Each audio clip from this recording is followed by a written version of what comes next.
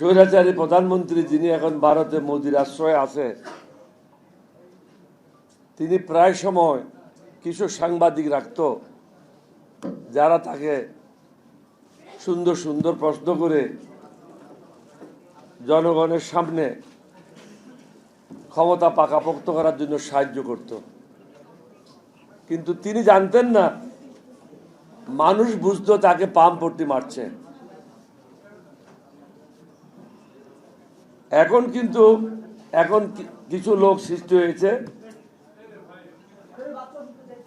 যাদেরকে তিনি কর্মকর্তা হিসেবে পদায়ন করেছেন এবং আমাদের ট্যাক্সের টাকা থেকে বেতন দেওয়া হচ্ছে। তাদের বাপের পরিচয় নাই, মায়ের পরিচয় নাই, অথচ জাতীয় নেতাদের সম্বন্ধে বক্তব্য রাখছে। একটা মানুষ যখন মুখ খোলে তখন বোঝা যায় তার মা কে ছিল, তার বাপ কে ছিল, তার বংশ পরিচয় কি। কিছু মোসাদের এজেন্ট, কিছু রয়ের এজেন্ট এখন বিরোধী দলীয় নেতাদের সম্বন্ধে বক্তব্য রাখছে। আমি তারেক রহমান সাহেবকে অনুরোধ করব, দেরিতে হলো, আপনার আশেপাশে যারা আছে তাদেরকে চিহ্নিত করেন। দূরের কোনো লোকের থেকে কোনো বিপদ হয় না, কাছের লোকের থেকে বিপদ হয়। আমি যখন আপনার পিতাকে বলেছিলাম যে আপনার বিরুদ্ধে ষড়যন্ত্র হয়েছে, আপনার পিতাকে হত্যা করবে, এটাতে কে সাহায্য করেছিল? শহীদ রাষ্ট্রপতি জিয়াউর রহমানের প্রাইভেট সেক্রেটারি মাহফুজ তথ্যগুলি আপডেট দিয়েছিল মঞ্জুরকে। আপনার সাথে এখন কিছু লোক ঢুকে গেছে যারা মোসাদের সাথে কাজ করেছে, রয়ের সাথে কাজ করেছে। এরা আপনার লোক না। আমরা যারা আছি আমরা আপনাদের বিরুদ্ধে না। আমাদের বক্তব্যটা কি? আমাদের বক্তব্য হলো, বিগত 50 বছর যাবৎ জনগণ প্রতারিত হয়েছে, ন্যায় বিচার পায় নাই, সুশাসন প্রতিষ্ঠা হয় নাই, আমাদের বয়সও শেষ। আমরা আপনার কাছে কোনো পদের জন্য লালায়িত না, আমরা আল্লাহর উপর বিশ্বাস করি। আপনি মেহেরবানি করে জনগণের হাতে যে ওয়াদা করেছেন সংস্কার করবেন, এই সংস্কারগুলি করেন।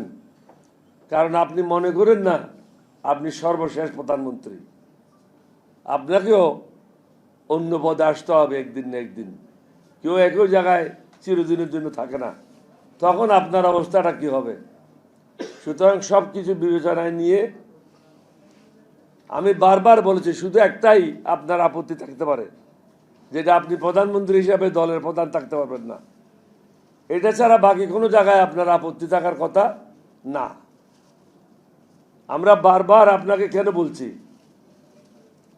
কারণ আমাদের অভিজ্ঞতা থেকে আমরা দেখেছি কি কি ভুল হয়েছে, জনগণ কি কি কারণে কষ্ট পেয়েছে। জনগণকে আর কষ্ট দেওয়া যাবে না। আজকে দেশের অবস্থাটা কি? দ্রব্যমূল্য প্রতিদিন বৃদ্ধি পাচ্ছে, মানুষের আয় বৃদ্ধি পাচ্ছে না। 4 দিন না 5 দিন আগে আসছে যে টুথপেস্ট যেগুলো আপনি প্রত্যেক দিন ব্যবহার করেন, এগুলির মধ্যে বিভিন্ন রকম ক্ষতিকারক জিনিসগুলি আছে, অর্থাৎ খাদ্যে বিষ মিশানো হচ্ছে প্রত্যেক দিন। এই জন্য মানুষ বিভিন্ন রোগে আক্রান্ত হচ্ছে। আপনি সেদিকে কোনো মন দিচ্ছেন না। আমি মনে করি অন্যান্য দেশের মতো খাদ্যে যারা ভেজাল দেবে তাদের জন্য মৃত্যুদণ্ড হওয়া উচিত। কঠোর আইন করেন। আমি আগেও বলেছি, শহীদ রাষ্ট্রপতি জিয়াউর রহমান স্বাধীনতা ঘোষণা করার কারণে বাংলাদেশে সকলের কাছে পরিচিতি লাভ করেছিল এবং প্রসিদ্ধ হয়েছিল। আপনার মাতাও সংসদীয় গণতন্ত্র প্রবর্তন করার জন্য জনগণের কাছে সমাদৃত হয়েছিল, সম্মানিত হয়েছিল। আপনি মোসাদের রয়ের কথা না শুনে জনগণের যে সমস্যাগুলি আছে, আমরা যে সংস্কারগুলির কথা বলছি, এই সংস্কারগুলি মেহরবানি করে করেন, তাহলে আপনি দেখবেন নিরাপদে আপনি আপনার কাজগুলি করতে পারবেন। এখন আমি কয়েকবারই বলেছি, চারিদিকে শত্রু রেখে আপনি দেশ শাসন করতে পারবেন না। আপনি কিন্তু এখন চারিদিকে আপনার শত্রু দ্বারা বেষ্টিত, এটার থেকে বাইরে হওয়ার চেষ্টা করেন। আমরা আশা করব আপনার শুভ বুদ্ধি উদয় হবে, দেশটা সঠিক পথে যাবে। আর যারা ফেসবুকে লেগে তাদেরকে অনুরোধ করব, এই জাতিটাকে আর কলঙ্কিত করেন না। আপনারা যে মানুষের মা বাপকে গালাগালি করেন, খারাপ ভাষায় বক্তব্য রাখেন, এটা কোনো মানুষের কাছ থেকে আশা করা যায় না। আপনি সমালোচনা করেন, সে সমালোচনা হবে গঠনমূলক, কিন্তু একটা লেভেল হইতে হবে। লেভেলটা হলো যে আপনার সমকক্ষ কিনা, যার সম্বন্ধে কথা বলছেন সে আপনার সমকক্ষ কিনা। কিন্তু এখন কোনো বাছ বিচার নাই।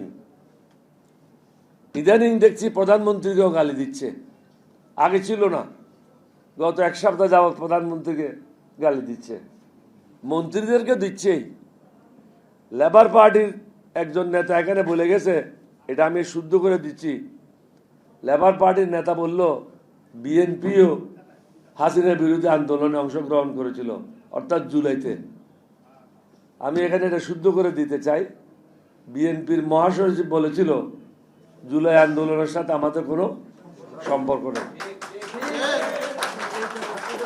তো যে বলেছেন এটা আগামীতে এই ধরনের ভুল বক্তব্য রাখবেন না, কারণ ওরাই বলছে ওরা এটার সাথে জড়িত না। তো আপনি কেন খামাখায় ওদেরকে এরকম সম্মানিত করছেন? আমরা আশা করব সমগ্র জাতি ঐক্যবদ্ধভাবে থাকবে। সুশাসন প্রতিষ্ঠা করা খুবই জরুরি। এখন সুশাসন নাই, আপনি কোর্টে যান, কোনো বিচার পাবেন না।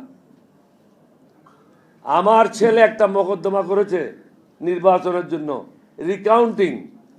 এটা না যে এখানে কোনো হিমালয় পর্বত আছে, তাহলে একই দিনে এটা অর্ডার হওয়ার কথা, এক সপ্তাহের মধ্যে রিকাউন্টিং হওয়ার কথা। অথচ আজকে 4-5 মাস রিকাউন্টিং এর কোনো সুবিধা হয় নাই, হুকুম দেওয়া হয় নাই। অর্থাৎ জাস্টিস ডিলেড, জাস্টিস ডিনাইড। আপনি সুশাসন প্রতিষ্ঠা করতে চান, ন্যায় বিচার পাবেন না।